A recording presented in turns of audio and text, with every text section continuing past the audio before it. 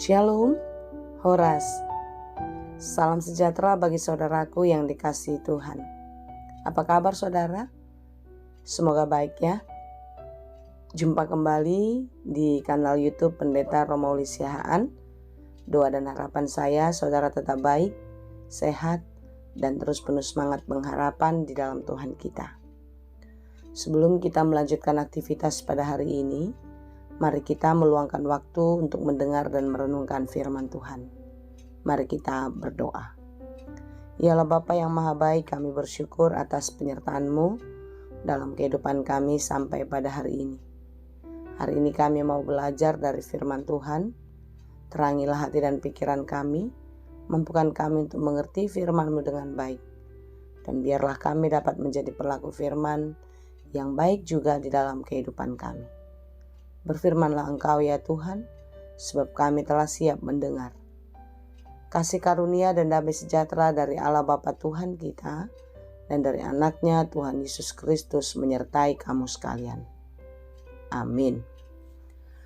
Firman Tuhan untuk kita pada hari ini yang ditetapkan menurut Almanak HKBP, Kamis 18 September 2025, tertulis dalam kitab Ulangan 31 ayat 6. Dalam bahasa Batak 5 Musa 30 sada ayat 6. Demikianlah dikatakan. Pirma todimuna jala marsihohot.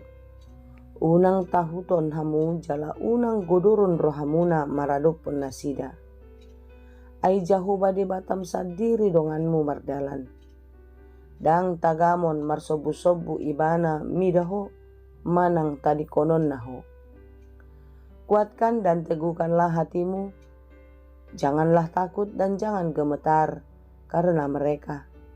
Sebab Tuhan Allahmu, dialah yang berjalan menyertai engkau. Ia tidak akan membiarkan engkau dan tidak akan meninggalkan engkau. Demikianlah pembacaan firman Tuhan. Saudaraku yang dikasihi Tuhan, renungan kita pada hari ini adalah pidato perpisahan Musa kepada bangsa Israel, di mana pada waktu itu mereka dalam perjalanan dari Mesir menuju Kanaan dan hampir saja tiba ke tanah perjanjian itu. Musa sangat tahu dan menyadari bahwasanya dia tidak akan sampai ke tanah perjanjian itu. Oleh sebab itulah ini merupakan pesan terakhir pidato perpisahan Musa terhadap bangsa Israel yang dia pimpin selama 40 tahun di perjalanan padang pasir. Saudaraku yang dikasihi Tuhan, Musa memimpin mereka selama 40 tahun. Dan banyak orang-orang Israel yang hampir tiba di tanah Kanaan tidak lagi mengalami bagaimana Laut Merah terbelah, bagaimana pertolongan Tuhan selalu ada dan tepat pada waktunya. Mereka yang hampir tiba di tanah Kanaan kebanyakan lahir di tengah jalan. Musa tahu dia tidak akan sampai ke sana di mana kepemimpinannya akan beralih kepada Yosua. Bayangkanlah saudara, apa yang telah dijanjikan Allah akan ditempati bangsa Israel itu sudah di depan mata, tapi Musa tidak akan mengalaminya. Tapi sekalipun demikian, Musa tidak berputus asa.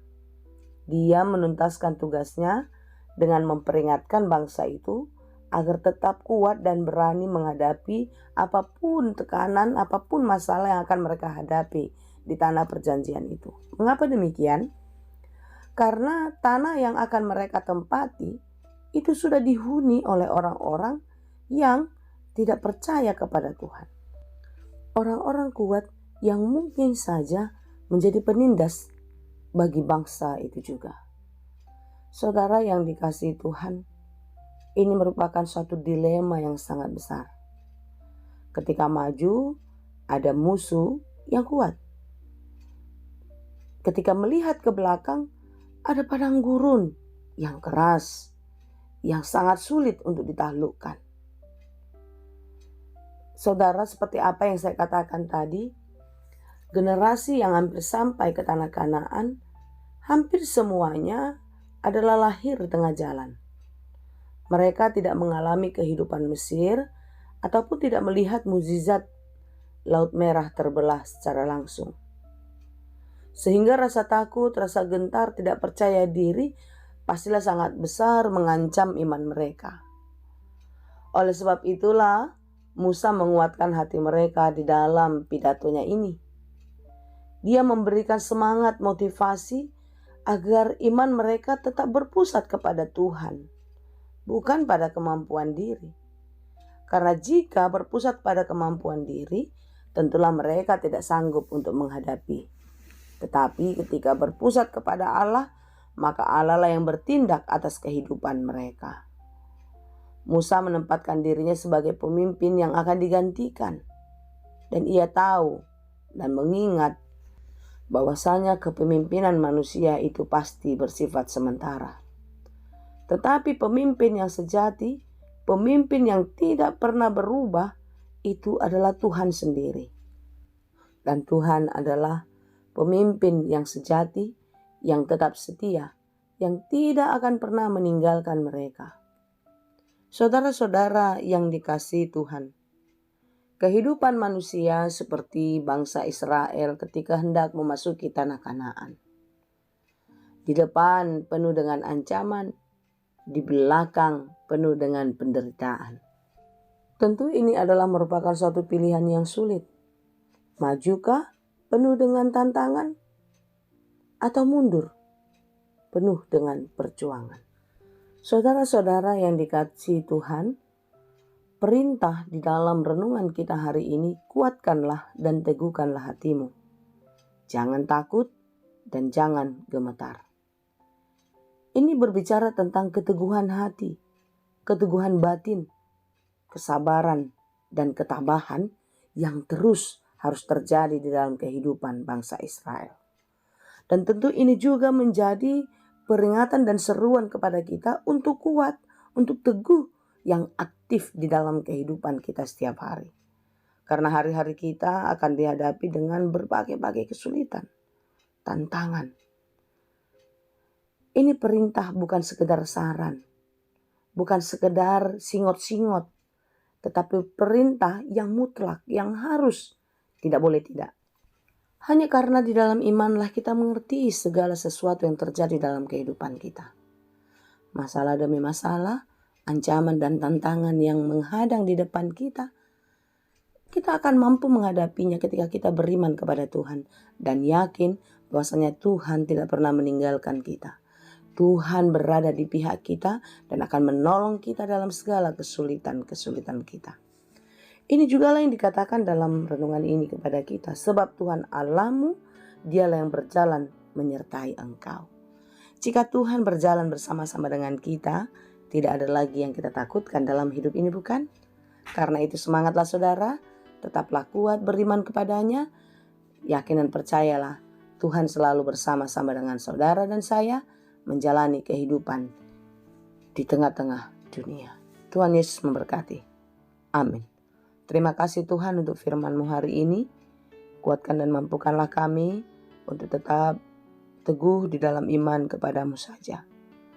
Bagaimanapun kesulitan hidup kami, tantangan, masalah yang terjadi, jangan biarkan kami menyerah di tengah jalan. Tetapi biarlah kami dapat menjalaninya dengan kuat, dengan teguh, karena Tuhan selalu bersama-sama dengan kami. Mampukan kami untuk melakukan pekerjaan kami dengan baik, dan biarlah Tuhan yang menuntun hati kami, sehingga pekerjaan kami dapat kami lakukan di dalam takut akan Tuhan. Apapun yang kami rencanakan hari ini, perjalanan hidup kami serahkan ke dalam tangan-Mu. Kiranya Engkaulah yang menolong dan memberkati kami. Berikan kekuatan dan penghiburan bagi mereka yang sedang berjuang, yang sedang berduka cita. Tuhan juga yang memulihkan dan menyembuhkan mereka yang sedang sakit. Kami percaya bagi Tuhan tidak ada yang mustahil. Kami serahkan seluruh kehidupan kami hari ini dan sampai selamanya. Di dalam nama Tuhan Yesus Kristus kami berdoa. Anugerah Tuhan kita Yesus Kristus dan kasih karunia Allah Bapa dan persekutuan Roh Kudus itulah kiranya yang menyertai dan memberkati kamu sekalian. Amin.